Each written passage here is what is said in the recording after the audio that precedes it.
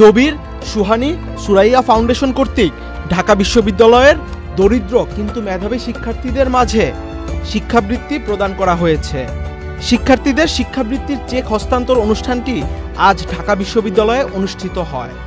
অনুষ্ঠানে প্রধান অতিথি হিসেবে উপস্থিত থেকে শিক্ষার্থীদের হাতে শিক্ষাবৃত্তির চেক তুলে দেন ঢাকা বিশ্ববিদ্যালয়ের বিজনেস স্টাডিজ অনুষদের ডিন অধ্যাপক ডক্টর মাহমুদ উসমান ইমাম।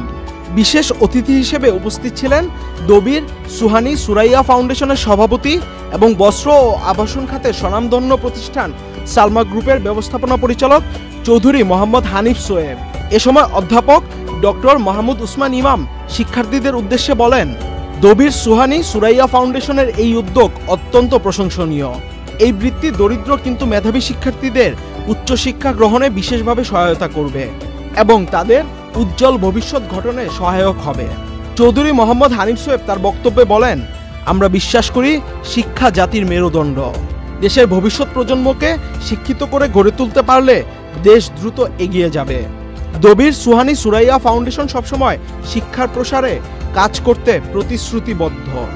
অনুষ্ঠানে আরও উপস্থিত ছিলেন ব্যাংক এশিয়া লিমিটেডের প্রাক্তন প্রেসিডেন্ট ও ব্যবস্থাপনা পরিচালক এবং দবির সুহানী সুরাইয়া ফাউন্ডেশনের সহসভাপতি মোহাম্মদ আরফান আলী, বিজনেস স্টাডিজ অনুষদের সম্মানিত শিক্ষক মণ্ডলী ও শিক্ষার্থীবৃন্দ।